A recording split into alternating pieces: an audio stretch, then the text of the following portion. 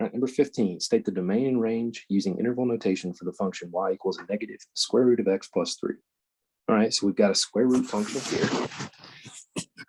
We're doing the domain and range. I'm definitely going to go to Desmos to look at this. And remember, domain includes the x values where the function shows up, and range includes the y values for this function. And we're thinking the smallest x to biggest x, smallest y to biggest y. And then we're going to put it in interval notation. That means it's going to look something like this, or maybe with the square brackets, or some combination, something like that. Okay. All right. So let me go to Desmos. Let's type this in. Y equals negative square root of x plus 3, I believe it was. Yes. So thinking about the domain first, the x values, the smallest x I can reach is negative 3. Okay. And there is a point there. Plug in negative 3. That becomes the negative square root of 0, which is just 0. And so y would be 0. So yes, that is a point. That means we can equal negative 3, but that's as small as we can go. So in regular notation, I would say, okay, my x values have to be greater than or equal to negative 3. And then if I look out to the right, it's a square root function. You can go as far as you want and keep taking the square root of bigger and bigger numbers, and then just take the negative of that to get the y. So there is no limit here. Right? So that tells me that the domain is going to be in interval notation. You can start at negative 3. That's okay to equal there, and then get as big as you want. So go up to infinity. Can't ever reach it, so you put the open parentheses mark. Now for range, y values. Now this time the graph opens down. So 0 is the highest we can get, and we can actually be right at 0. And then it looks like it's just going to keep getting smaller and smaller and smaller and smaller. It takes a long time, but it just keeps getting smaller and smaller. So there is no limit to how low it can go. So I would say that in this case, the y values have to be less than or equal to 0. So the range here is there is no bottom value. So we're going all the way down to negative infinity to start. And then we go up to 0. That's as high as we can get. So there's our domain and range in the interval notations. Number 16, solve the square root of 56 minus x equal to x algebraically. So square root of 56 minus x equals x. This is a square root function involved here. Anytime you want to solve these algebraically, you've got to get the square root part by itself on the left side. Like if you take a peek down at 17, which I'll do in a minute in the next video, we can't have a plus x on the same side and just get rid of the square root. We would have to find a way to get everything, like take away an x on both sides, so that we just have the square root part by itself. And then on the other side, that's when you're ready to square both sides and solve it algebraically. But in 16, that's kind of already done for us. So what we do is we would square both sides. That makes 56 minus x equals x squared. Okay, going to get everything on one side. I want to keep my x squareds positive, so I'm going to cancel out everything on the left side.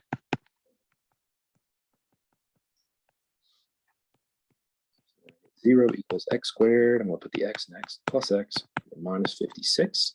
So I have a quadratic equal to 0.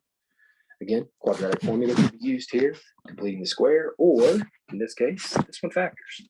Factors of negative 56 to add up to positive 1. Well, positive 8 times negative 7 makes negative 56, and 8 minus 7 makes 1. So this is going to work. So the factored form here would be x plus 8 minus 7. And then that tells me that the zeros would be negative 8 and 7. So those will be the solutions to this equation, except anytime you're doing a square root function, just note, check for extraneous solutions. Okay. Here's why. Remember, square root graphs usually look something like this, or maybe they open the other way, or they open down. What they don't do is they don't make a sideways U shape either way. But when we square both sides, it's almost like algebraically, we're now including this part down here. Okay, because we're turning it into a quadratic, which we know has a parabola shape. It's just, in this case, it turns into sort of a sideways parabola. But that 1/2 of the graph, the bottom half in this case, is not really there. So when we get solutions, sometimes we get two solutions. Maybe if you looked at the graph, it would look something like this. And we are going to get two solutions for our answer, but one of them, in this case, this one, is not really there because this bottom part is not really there. So that's what I mean by extraneous solutions. So what we do is we just go and we plug these numbers back into the original problem. So let's take -8, for example. If I do 56 minus -8 equals -8, just plug in -8 for everywhere you see an X. 56 take away -8 is like 56 plus 8, which becomes 64, -8. And the square root of 64, well, because that square root was already there and there's no negative sign in front of it, that means it's only talking about the positive version. It's only talking about +8. And that does not equal -8. So that means -8 is an extraneous solution. Okay, it's not actually a solution to the original equation. Okay, it solved our quadratic, but it doesn't solve the square root function that our quadratic was helping us solve. So then we just go check the other number, in this case, the 7. So 56 minus 7 equals 7. So 56 take away 7, that makes 49. Square root of 49 equals 7. And in this case, the positive square root of 49 is 7. That does equal 7, so this answer is correct. X equals 7 would be our answer. Double checking that with Desmos. Let's see what we get. So the square root of 56 minus X. And let me go back and make sure I'm doing this appropriately and putting Y equals here. And then do Y equals X. So I just split that original equation into two functions, one for the left, one for the right. And now if I zoom out, notice here's what I'm talking about. This particular square root function kind of started on the right and then curved open to the left, but it doesn't have a bottom part. And the only place where they cross is at X equals 7. Okay. If there was a negative version of this, this is not part of the problem, but if there was a negative version and it did curve down as well, see how now that kind of makes the closed parabola that's kind of turned sideways?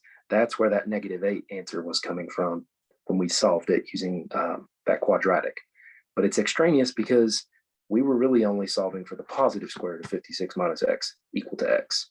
So that's that only one solution, X equals 7. And so that wraps up question number 16.